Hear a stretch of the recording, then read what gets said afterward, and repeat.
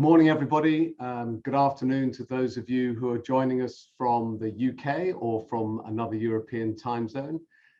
My name's Duncan Edwards. I'm the CEO of British American Business, and it's a real pleasure to welcome you all to this annual Global Trade and Geopolitics update that we are hosting in partnership with our friends at AIG.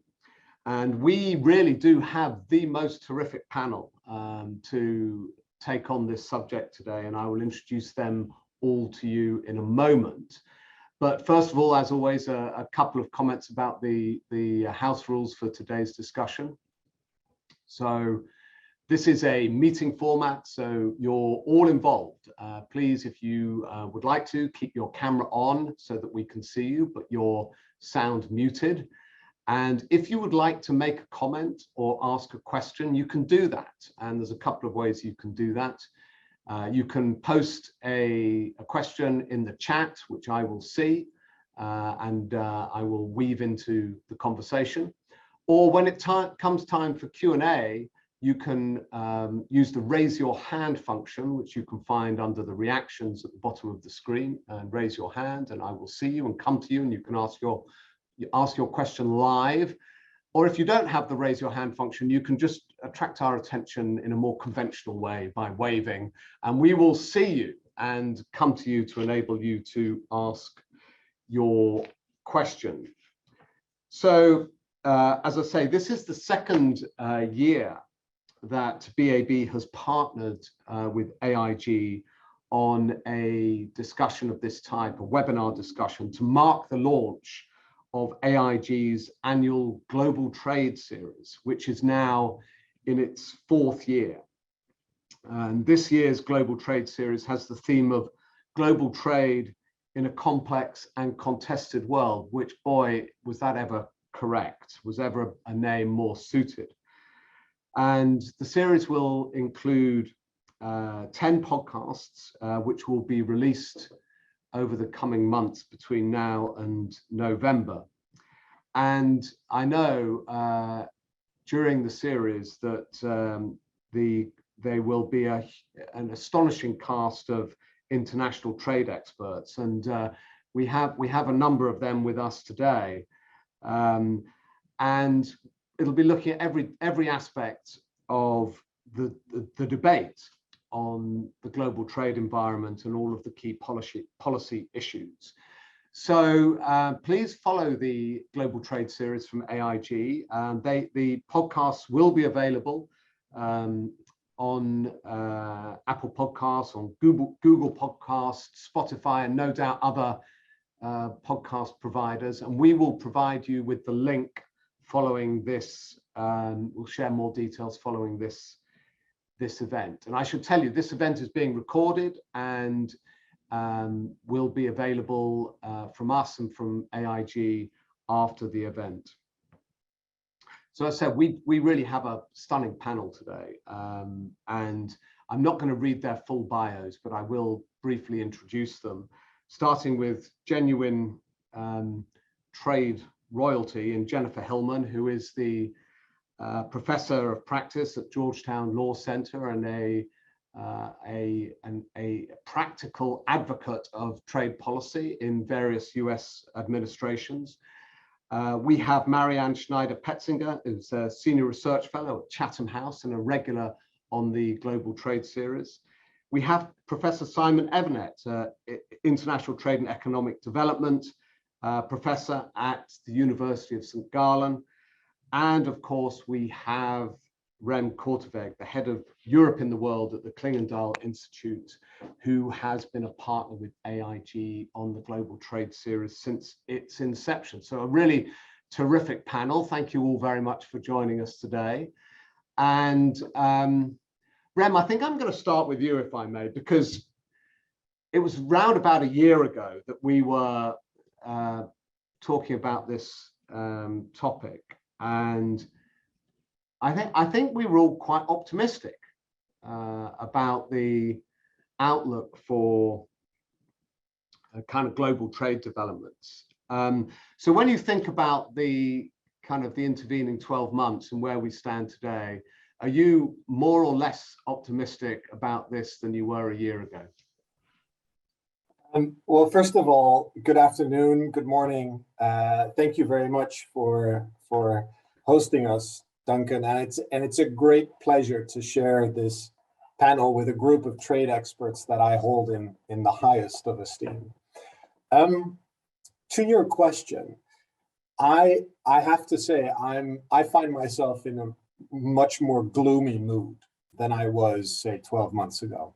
I think we are generally in a rather gloomy phase of international trade policy. And we can talk a little bit about that today. But just reflecting on where we've come from with the Global Trade Series. Last year's Global Trade Series was all about post-pandemic recovery. This sense of, well, the worst of the corona pandemic is behind us. And now we can try to pick up the pieces of the international trade landscape and see perhaps even a brighter horizon.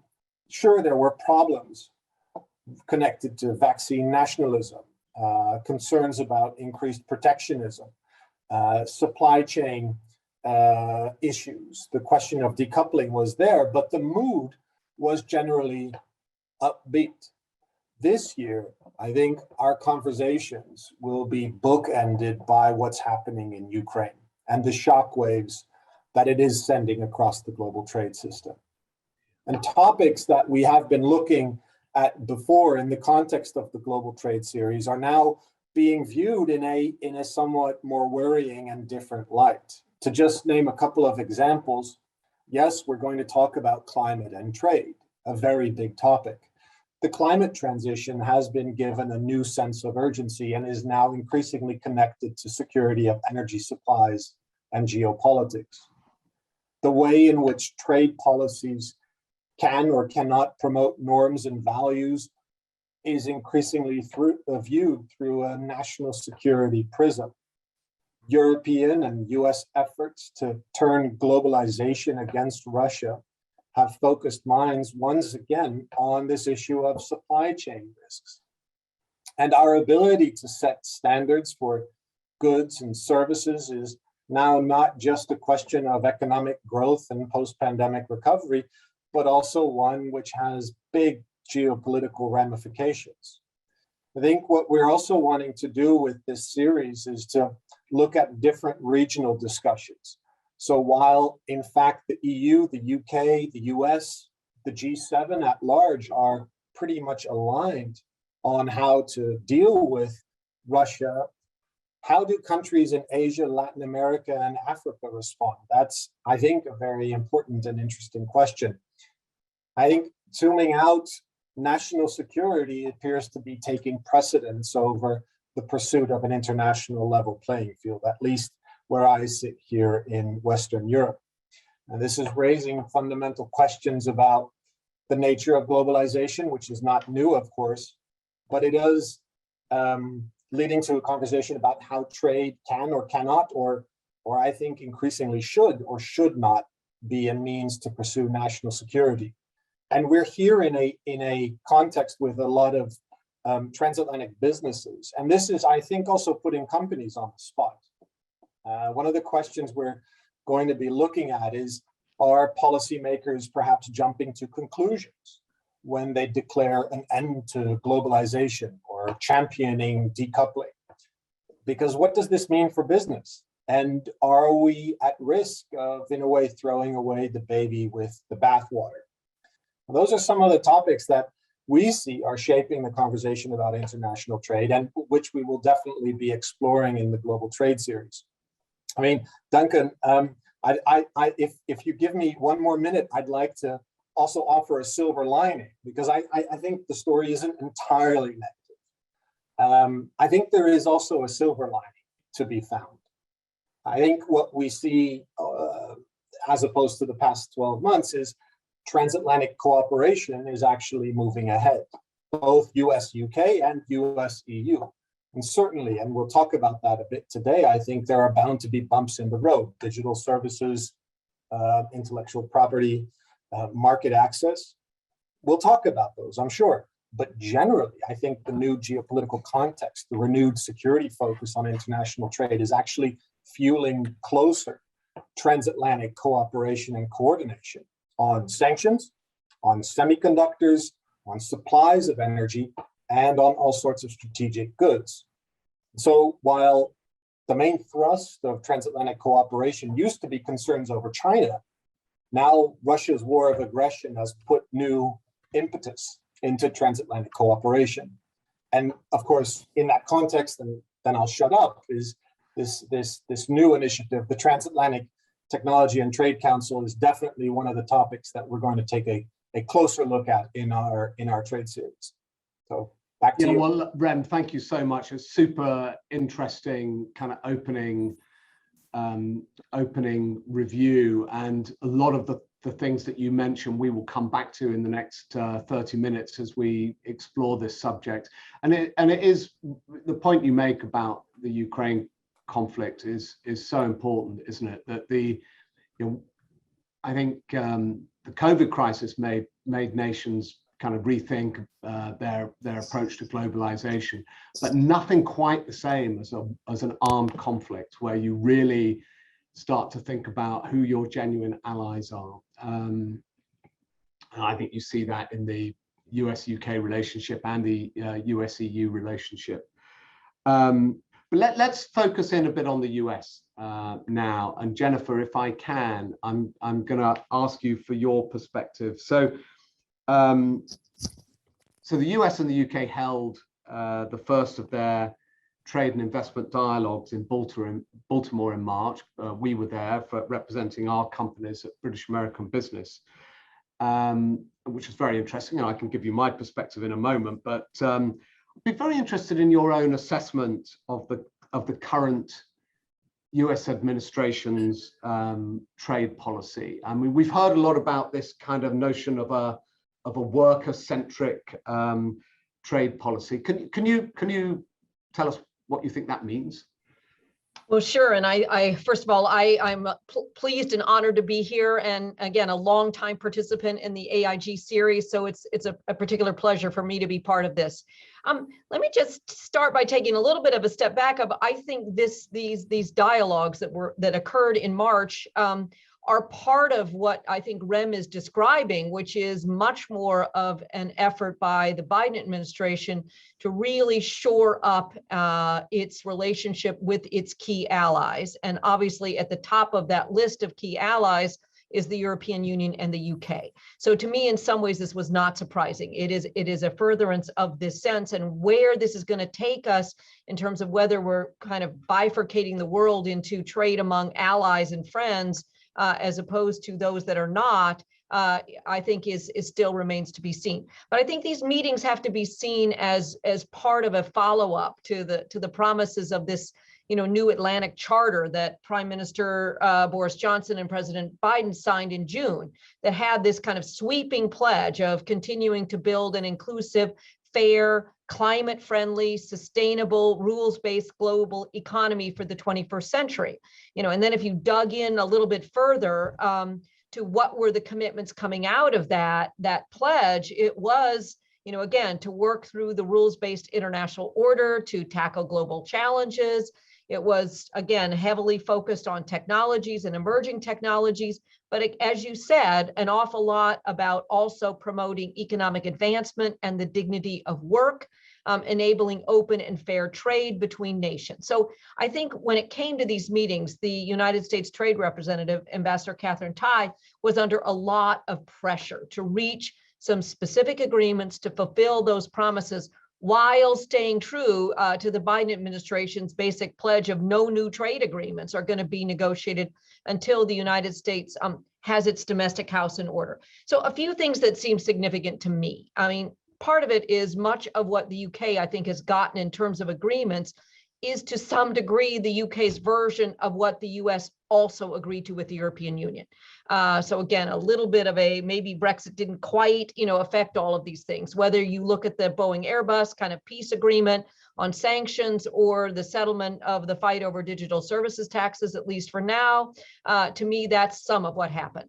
The second thing I think that is important to note that there's nothing in these dialogues to suggest much likelihood that they're going to be leading to a bilateral free trade agreement between the United States and the UK.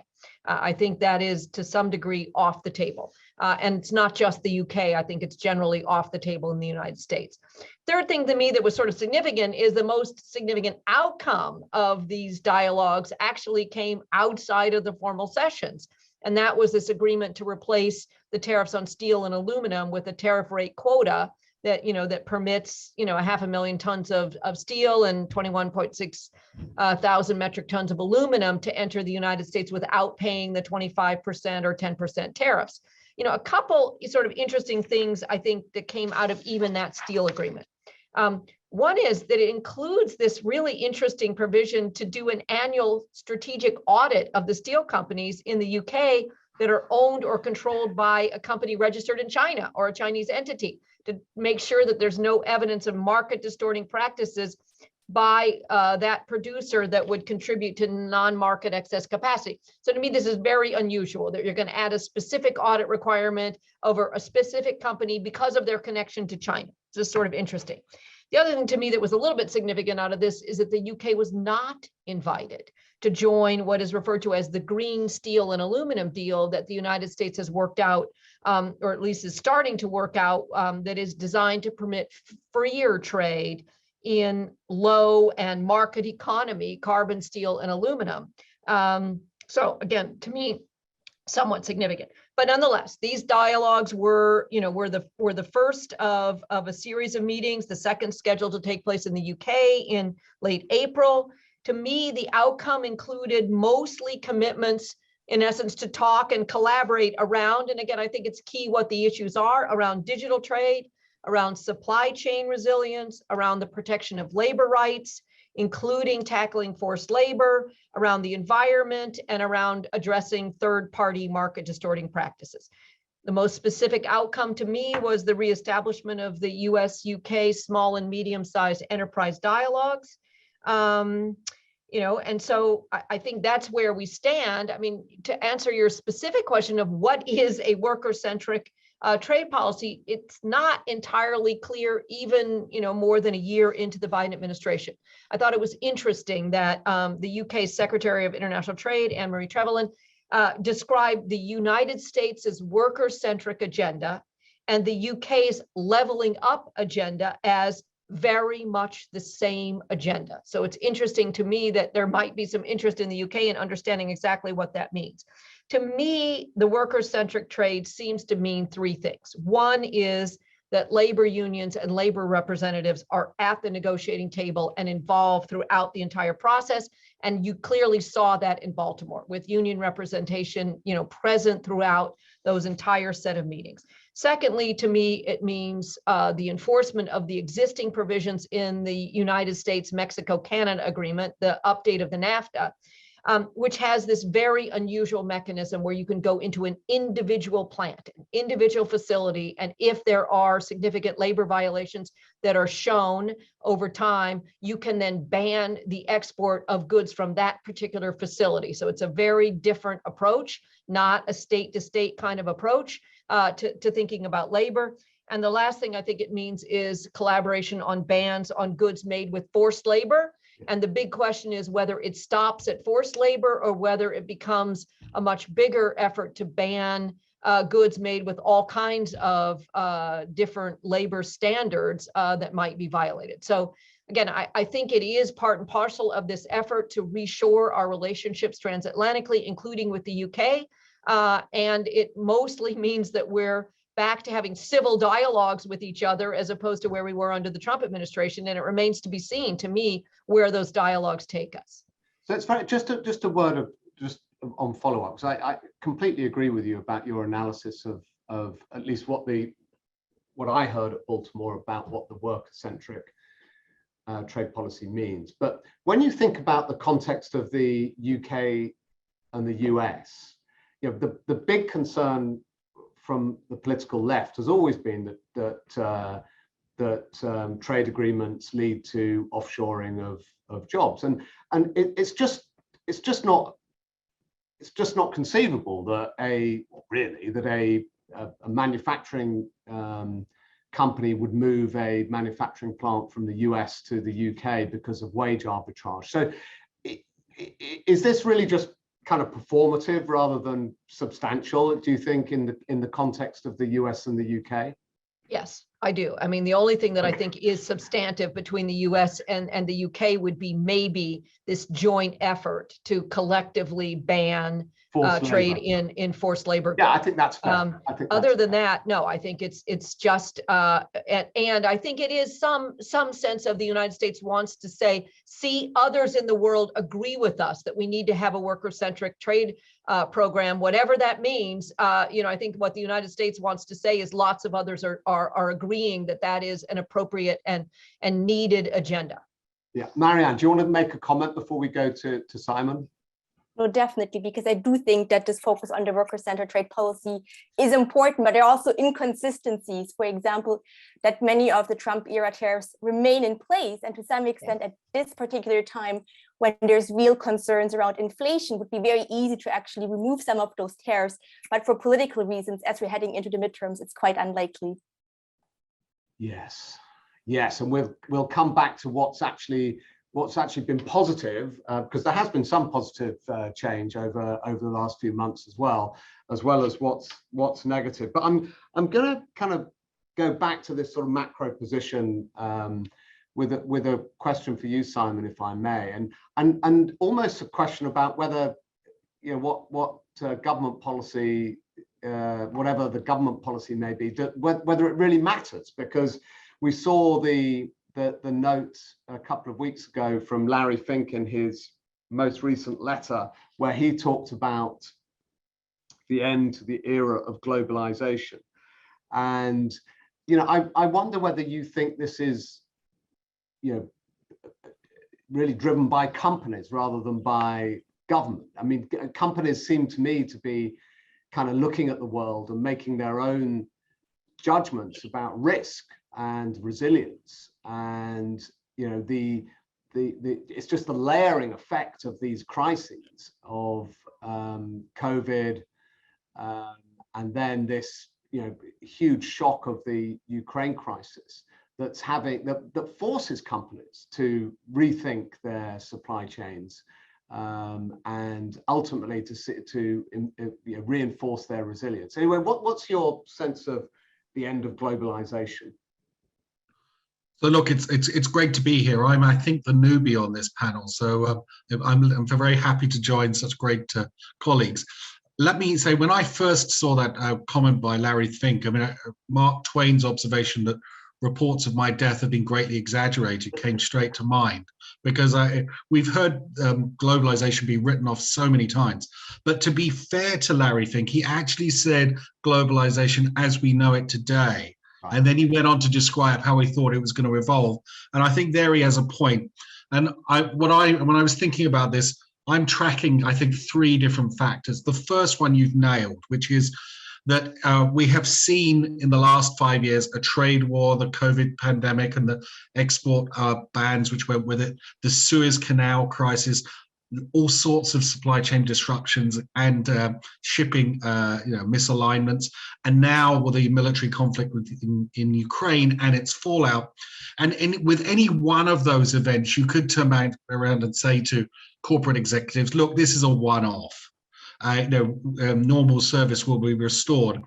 But after so many of these, I think legitimately boards are going to be asking questions. Well, what shoe will drop next? What's the next one? And where is the level of certainty or assurance in the operation of supply chains? And this must begin to color how companies organize themselves regionally and globally. So I think the nature and the extent of that corporate reaction, I think, is important. And the sense that I get talking principally to business in the German-speaking world where I'm based is that some senior executives are just seriously overwhelmed with the levels of uncertainty at the moment. And they're really looking for a way forward. And under these circumstances, you could get some pretty disparate results. So the first thing is, how will corporates react to pervasive, sustained uncertainty? I think that's one thing I'm tracking. The second thing I'm tracking is that reshoring decisions are, of course, driven by so many different factors. And one of them are going to be other cost considerations. And if you look at what's happening now with the fallout from the conflict in Ukraine, we're beginning to see big adjustments in commodity markets and energy prices. And you probably saw the article in last Saturday's Financial Times, where the European bicycle manufacturers representatives were saying, hey, we're interested in bringing production back to Europe. But if there's going to be an elevated price level for energy in Europe, much higher than the rest of the world for all sorts of reasons going forward, that's actually a big negative as far as onshoring is concerned. Right. So other factors matter, and I think you have to look at these things in the round, and how the current conflict affects European cost structures will certainly have a big impact on reshoring there. And you could make similar arguments in the United States too, where there are all sorts of inflationary pressures going on at the moment. So that's the second thing I'm tracking. The third thing I'm tracking is something which Rem started talking to us about, and that is what's the fallout for the world trading system of this particular conflict. And there has been, as I think you noted, Duncan, that is increasing talk about, well, some countries think, well, we should only really trade in the most generous terms with other countries which share our economics and political governance systems, right? So this is a nice euphemism for the Western friendly democracies creating a bloc. And if we do start getting blocks being developed, and I'm not sure we will, but if we do, there's two ways that can go, right? You can create a bloc where inside the bloc they liberalize more and more, and this could actually be really good for business, right? You have the nice WTO baseline, and a group of countries move ahead with liberalization, or perhaps even more likely regulatory alignment, that type of thing. That's the sort of benign scenario which you can look there. But there's another scenario, and this sort of builds up on what Jennifer was saying. Suppose inside that block of democracies, quite frankly, there is no appetite for trade reform and liberalization. Suppose binding trade deals, cutting trade barriers is off the table. Then the other way in which you can create a bloc which favors the insiders against the outsiders is to revoke MFN, or revoke equal treatment on the countries outside the bloc. And that is a much more frightening sort of scenario going forward. And so what I will be looking at is to see whether or not the people who are pushing this idea that we can only trade with countries which share our same governance arrangements, which of those two paths they're going to go. And from what I'm hearing, quite frankly, from the Biden administration, they're not going the benign path, right? I'm not saying they're threatening to go the other side, but the logic of what we're seeing in trade politics in the United States takes you towards the wrong choice, in my view. And I'm not sure things are much better here in Europe either. So please, no one should think I'm picking on the Americans unnecessarily. But I think that's the third thing that I'm tracking to see how this all shakes out. Yeah, it's so interesting. I'm absolutely sure you're right about the first point about how companies are thinking about this. I mean, it's just, I can imagine sitting around the board table and weighing up there's a marginal price benefit from outsourcing from our current supplier in wherever it may be in East Asia, but we haven't got any product, which really doesn't help when you're, the marginal price differential for an input is no help at all if you haven't got any product because of a geopolitical issue, because of a logistics issue or whatever it may be, or just a kind of raw materials issue. It really, really doesn't help. So I think people are thinking about resilience first. And I hope we'll pick up on the carbon pricing issue a little bit later in the general discussion as well, because we haven't really got any context yet about how much that's going to affect trade down the line. But Marianne, I know you spend a lot of your time thinking about the European context, the EU context with regards to the US, and there have been some positive things. There has been a resolution of the dispute around, or at least a pushing off into the future around the large civil aircraft dispute. and the Section 232 tariffs on steel and aluminium. I don't know, is the EU subject to the same kind of audit that the UK is for their steel makers? That's interesting, if they're not. So how do you really see the state of play now, you know, in terms of what's positive and what's less positive in terms of trade discussions between the EU and the US? Thanks, Duncan. I think you're absolutely right that there have been some bilateral trade issues that have been removed, the tensions have been removed with regards to Boeing Airbus, steel and aluminum tariffs. But I would add also the reduced tensions over digital services taxes, and also the most recent announcement, in principle at least, on a transatlantic data privacy framework. And I think the pattern that we're seeing emerging here is that the US and the EU hit the pause button on those bilateral disputes and agree on a cooperative framework, but really the hard work to find a durable solution is very much ongoing. And there's also questions around the length of implementation and, you know, how much longer we can actually remain in this dispute. Can I just ask, before you get into that discussion, on the political agreement on the privacy shield, and I'm trying to, what was the substance of that political agreement? Because I had a look, I couldn't see very much. I mean, it was essentially the US and the EU were saying we need to have an agreement, but they've been saying that for a while now. Is it just that it's been the two principals, the two presidents who've said it that makes it noteworthy? So there is an agreement in principle in the sense that there is ongoing talks around you know, how to actually increase redress options, right, and also with regards to questions of national security. So I think there is an agreement in principle on that, but the details are very, very vague. And the critics in particular, Maximilian Schrems, for example, have already indicated that they see this very much going back to the European Court of Justice for a third term. Again, we don't have any text yet.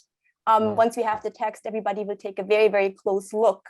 But it seems to be, again, more of a political agreement rather than any substance on a kind of legal understanding. Yeah, sorry, please carry on with your comments though. But I think what you're saying there is, again, we have an agreement in principle. The details need to be worked around. There is also very much ongoing frictions and emerging issues, I guess, for the bilateral relationship, whether that's the digital competition rules of the EU, carbon border adjustment mechanism.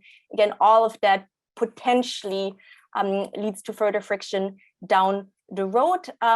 Likewise, the EU has concerns around some US efforts with regards to strengthening American public procurement rules. It goes both ways.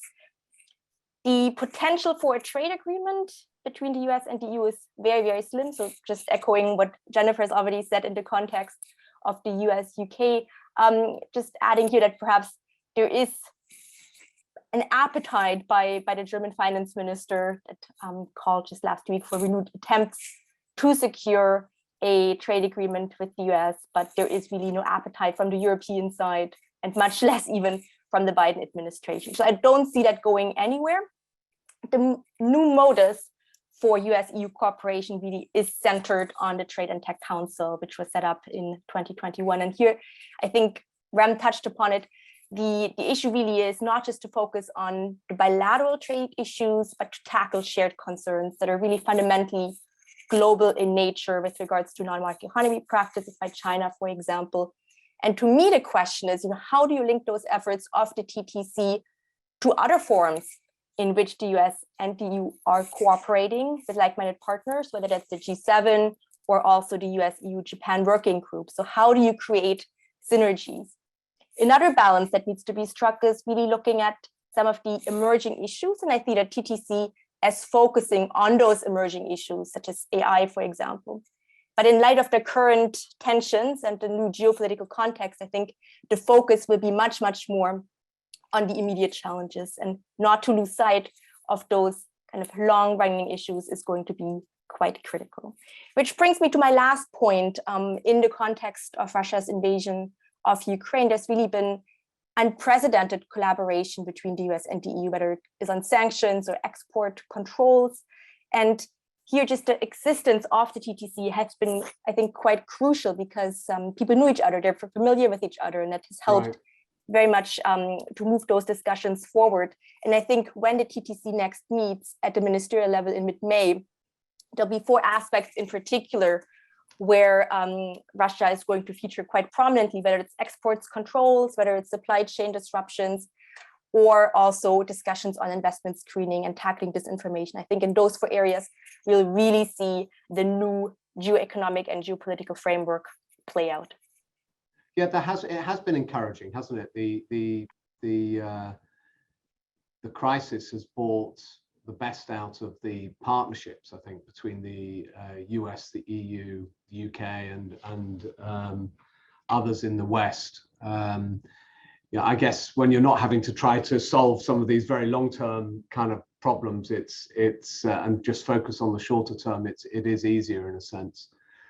One of the issues that came up that's come up, you know, in our membership that has really exercised a lot of our members to a point you know, of real surprise and astonishment has been the US's position on the TRIPS waiver, you know, which the EU is supporting as well. This is the proposal that I guess was launched by India and South Africa at the height of the pandemic, about how do you make vaccines available kind of to the developing world, and so this idea that intellectual property rights would somehow be waived in order to ensure access, which has, you know, frankly now the vaccines are available. That's not the problem anymore, and yet the TRIPS waiver is still being discussed at the WTO. I don't know, Rem, have you got any insight on the TRIPS waiver, or anybody else who would like to sort of wade in on this? Three of you. Honesty, we'll go with Rem first, and then with Marianne, and then with Jennifer. Well, no, I mean, in all honesty, I'm not very close to the conversations on the TRIPS waiver. I mean, I think I'll make one general point, and that is that it's also something, of course, that it's not just a transatlantic concern, or it's not just an issue where European companies or British companies are worried about the US position. I think generally speaking, intellectual property issues, of course, we've had them very long with respect to China. I think, again, bringing Russia back into the conversation, there are big questions that Western companies will have over if they have any operations in Russia, what will remain of them, given some statements by the Russian government that they simply don't necessarily think it's important to adhere to copyright holders as a consequence of the current deterioration of relations. But on TRIPS, I have to defer to others to talk to you about. Let's go to Jennifer, because one of the comments that one of our members said, we had members from the pharmaceutical industry, from the media industry, from the defense industry, from the telecoms industry, all making the same point that, yeah, historically, the one thing that you could absolutely rely on the US government to do would be to be forceful in the protection of intellectual property rights. And there's a sense that that's no longer the case. And I just wondered if you felt that was right or not. Well, yeah, clearly for many in the United States, this act was viewed as the kind of the height of cynicism. I mean, to sort of get credit, if you will, among the liberals that have never really loved the TRIPS agreement or intellectual property rights by taking this position, and at the same time, really selling down the river all of our allies, that it was considered extremely cynical, given that the vast majority of these exact patents in this space are held in Europe. They're not American patents by and large. And yet here, so we're fine, we'll waive your patents, but, you know, not necessarily ours, you know, so again, fairly cynical in that way. And particularly in terms of the relationships with many of the developing countries that the United States has pushed and pushed and pushed at the WTO to stand with us in being strong supporters of TRIPS, even though that's not their natural inclination. And then overnight, the United States comes out in favor of this proposal without nary a word to any of these countries to tell them that we're about to take this about face in our in our position. And so again, I think initially, and then the perception that for a long time, the United States did nothing to actually make this come about. I mean, to come to any kind of a resolution. We just said we're in favor of it, and that's all we said. So, I mean, I think it was reviewed as just incredibly cynical by those, partly because there wasn't a lot of intellectual work really being done to figure out, are patents really what's standing in the way of the further distribution of these vaccines, or is it really something else? And you did see a lot of those that are very involved in this. I mean, the Bill Gateses of the world and others coming out and saying, I'm agnostic on the TRIPS waiver, but let's get to what's really the problem. I mean, we need to think about the supply chain, that whatever. And it came out to me very clearly that a lot of the issue in terms of the bottlenecks was both individual, supply chain kind of items. Do we have enough lipids that go into this? Do we have enough, medical glass vials? I mean, it was much more the mechanics of a supply chain. And on the flip side, the mechanics of actually getting shots in arms of vaccines around the world. That's where the problem really lies. And so a lot of others were saying, why are we wasting our time arguing in Geneva over this waiver when these are the real problems? And on the other hand, there are some that would say that's wrong, that part of the real problem is intellectual property rights. And so we have to deal with the intellectual property rights as part of a longer term message. I think the dynamic of that has changed a little bit as there now is this compromise language that's trying to narrow, the scope of what this waiver would apply to, and the United States coming forward to say now we are doing some of the heavy lifting of trying to actually find a compromise. I still don't know where this is going to end, but I think what the United States is trying to signal is that we get it, that we, to the extent that we need to do this waiver, we need to think carefully about exactly what are we waiving, when, where, and how, and for what purpose. And again, I will say, I think if that ends up being the case, a narrow waiver geared in this way, I think all the ruffled feathers may ultimately get resolved, and on the other hand, this may never come to pass at the WTO. We've still got a long road to hoe there. Right. It's the unforeseen consequences, isn't it, in the drafting that, if you're not careful, can lead to an erosion of IP rights in a whole bunch of other areas. And I guess you understand the human emotion about it, but it's as you said, I think from what I understand, it's much more about the logistics and last mile of getting shots into arms than it is about anything else. And Marianne, please, if you had an additional comment from an EU perspective, and I'll remind everybody that if you would like to ask a question, please use the raised hand function, and I'll come to you in a moment. So, and Nick Burge, I'll come to you in a second. So, Marianne. Just two very quick points. The first one is that the reactions to this compromise waiver have been quite critical, but from very different perspectives for very different reasons. Obviously, industry groups, arguing that this compromise waiver would undermine future pharmaceutical innovation. And then from the civil society groups, they are thinking that this falls very much short of the original proposal by India and South Africa. So I think it's not clear what the path forward is.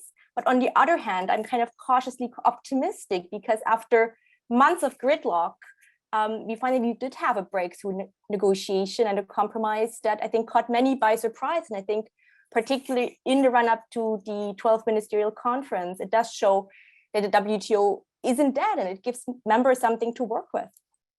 Yeah. Okay, brilliant. And there's so much to talk about, but Nick Burge from Standard Chartered Bank, very much a trade bank. So Nick, over to you. Thanks, Duncan, and thank you to all the speakers.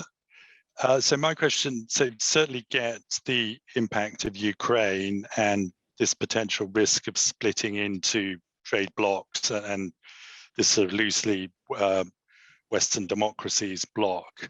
How does that fit with particularly what the UK is currently or has been pursuing, which is bilateral and also multilateral trade deals, joining things like CPTPP and other trade agreements with ASEAN countries?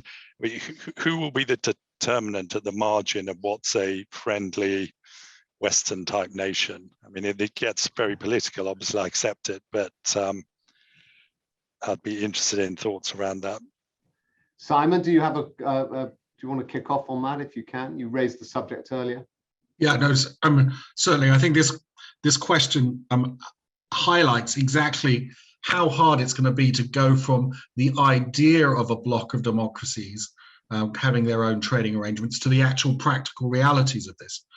Because as we have seen, in the desire to sort of shore up our energy security in Europe, Europe is doing a lot of deals with a number of non-democracies in the Middle East. And so this stuff gets very messy very quickly. If you take the UK strategy of joining CPP, TPP, you end up with joining an agreement where you have Vietnam as a member and certain ASEAN countries. It's not quite a collection of democracies anymore, is it? And so I suspect that this nice piece of rhetoric will very quickly descend into some type of very serious opportunism as we try and essentially create a bloc, which is not really a bloc of democracies. It's actually a bloc defined by what it's against, which is against Russia and against China and possibly a few other countries as well. And so it will be messy and probably horribly incoherent. Ren, and then Jennifer. Yeah, thanks. Just piggybacking on what Simon said, I think one of the most ill-construed concepts right now is that we are moving towards a world of democracies versus autocracies. I think we should be careful what we wish for, because it might put the democracies at a profound disadvantage if we really start to want to go down that route. But I think Nick's point regarding CPTPP is really interesting and quite important. At the same time, I fear that the UK's pursuit of membership of CPTPP might be overtaken by the subsequent membership pursuits of Taiwan, followed by China. So if the CPTPP members themselves, in a way, will have to answer Nick's question first. What do they want to be? Do they want to be a group of countries that not just pursue greater market access, but also have some sort of values agenda? Or are they open to everyone, which might also include China, which would change the nature of CPTPP fundamentally, and might also raise really difficult questions in their bilateral relationship with the United States? Duncan mentioned this, Jennifer mentioned the clause in the UK-US steel agreement over the caveat regarding Chinese-owned enterprises and that they need to be audited. Lest we forget, USMCA has a pretty strong China clause in its addendum as well. And so, in a way, the jury is still out, but the ball is in the court of the 11 CPTPP members, how they want to deal with not just the UK, but particularly also Taiwan, China. Jennifer, and then Marianne, and then I'm going to come back with a follow-up as well. We can't hear you, Jennifer. I'm sorry. I'm going to only make two quick points. One is, to me, a lot of this underscores what I have seen as the danger all along between the kind of erasing of the line between national security and economic security. And forever it used to be that everybody in the trade world understood what was sort of economic security, what was national security, and we didn't play in each other's sandboxes, and we stuck to those rules. And I think what you have clearly seen over the last 5-10 years is an erasure of those rules. I mean, the Trump administration started it by saying, steel and aluminum imports threaten the national security of the United States, a ridiculous proposition, but it started us down that road. You've seen the WTO hand down a number of cases trying to define what is this Article 21 of the GATT, which provides this exception under national security.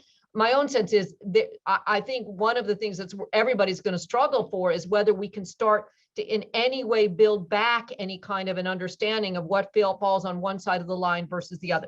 The second thing I will say is what this is showing to the Americans that are going out there and trying to appeal to anyone in the Middle East, in Africa, in Latin America, in Southeast Asia to join this effort to sanction Russia. They're being told absolutely no. Where were you when, where were these kind of sanctions in Rwanda? Where were they in Syria? Where were they when things were going so badly in Yemen? No, we will not join this Eurocentric sanctions effort. So, again, I think this has been a little bit surprising to the Biden administration that all of the atrocities in Ukraine are not bringing around any of these countries because their perception is they don't want to join this, Euro-US centric endeavor when we weren't there, and the United States arguably did some things that were not at the level of what Russia is doing, but nonetheless were, the invasion of fill in the blank, Afghanistan, Iraq, Iran. I mean, there is a much stronger anti-US sentiment, I think, than the Biden administration was imagining would occur.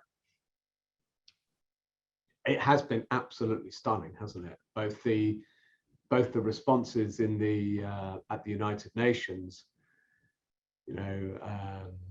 formally, but also anecdotally in the discussions that just look at the map of who has put on sanctions as a result of Russia. And again, you will see no one, kind of south of the equator, with the exception of, Japan, Australia, New Zealand. I mean, it is not there's just nobody in, like I said, in Latin America, in Africa, in the Middle East, in South Asia that is in on this endeavor. Marianne.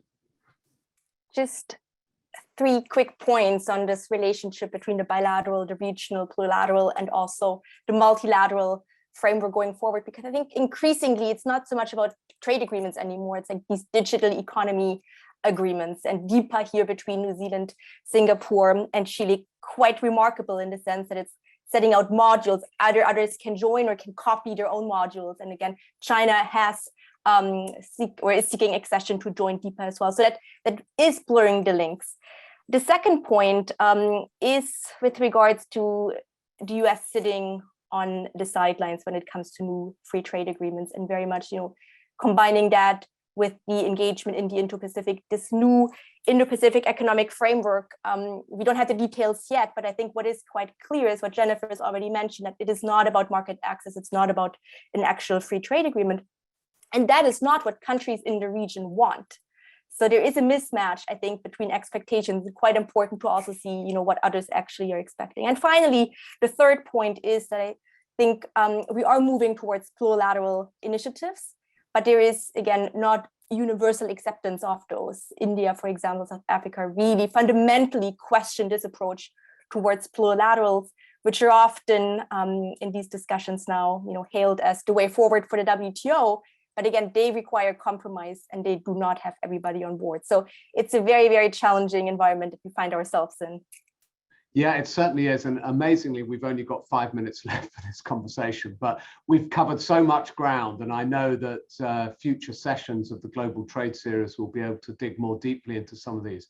But I did want to, if we could have a quick comment on the WTO and its role both in kind of crises as we see them, but more long term in its role as the kind of rules-based environment for trade discussions on a global basis. I mean, is this a busted flush? I mean, is it time to start again, or is reform of the WTO practical and possible in the short term? Simon, and then Jennifer, maybe. The WTO it's not over, but it does need to change what it does. It's not going to be a place where we're going to do global trade reforms at any time soon. Dispute settlement is out, but it does have some important roles. It should be trying to protect as much of the corpus of rules that we have at the moment. So keep what we can as much, but it is getting eaten away by national security and things like that. But the WTO should also be ramping up how it copes with crises. I mean, quite frankly, the reaction during the pandemic has been sad. I mean, real serious underperformance. And the other big role for the WTO should be to be trying to find ways to limit or reduce tensions between its members. And here we do need to go back to something we used to talk about in the 80s and 90s about the WTO, what was then the GATT, managing the tensions between different types of capitalism. And people understood that that was a legitimate role of the system, and that needs to come back. And of course, now we have new types of tensions too. So I think the WTO has a future, but it's a different, the emphasis will be on different functions than the ones in the past. Jennifer, you've been there from a personal perspective. What's your view? Well, first of all, I would totally agree with Simon, and I would say, just a couple of things. One is, I think it's pretty clear that one of the things that needs to happen is that the WTO needs to sort of find a different raison d'etre. I mean, since the GATT days, it was all about protecting against discrimination. I mean, supporting national treatment and MFN disciplines. It's clear that we now have this large, if you will, trade and the environment, trade and global health, trade and gender, trade and income inequality, trade and development. And basically, we're going to have to figure out a way to get rid of the and. This has got to become part of the corpus of the raison d'etre of the institution. But the second thing I would say is the WTO is absolutely worth saving. And to me, it's worth saving for the unheralded functions of the WTO right now. It has really good committees in a number of areas that are able to pass on pretty quickly. Okay, if you have an outbreak of, aviation influenza, this is what you should do. This is the kind of trade you should restrict. This is the kind of trade you should not restrict. It has at least a forum in which all of the members can, in theory, talk to each other. Again, real concerns now about what everybody is saying about I won't be in the room if there's a Russian in the room. So concerns about that. But at its soul, if the WTO can continue to be the place in which there's a lot of transparency, everybody's trade measures get deposited. If we can make that function work better, faster, more efficiently, where you can read everybody's tariff schedules, everybody's SPS measures, everybody's subsidies, if they actually get notified and done in a quick and transparent way, there's a huge role for the WTO to play as a leveler, as a source of transparency, as a base case for rules, and as a forum for dialogue around these and issues, if you will.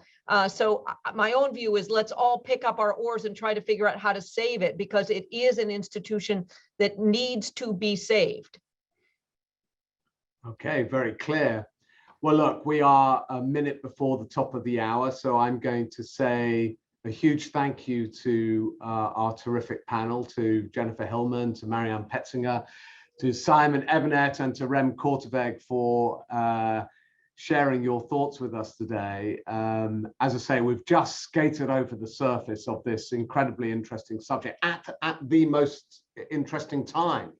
But no doubt the Global Trade Series from AIG will be digging into all of these issues in much more depth in the coming months. And I really encourage you to follow that series on the various podcast players that the discussions will be distributed on. So just a final note of thanks to AIG. It's terrific working with them on this series and all the other things we do together at British American Business. Thank you all very much for joining us today, and look out for another BAB event coming soon, and we'll let you know in the normal way. Thank you all very much.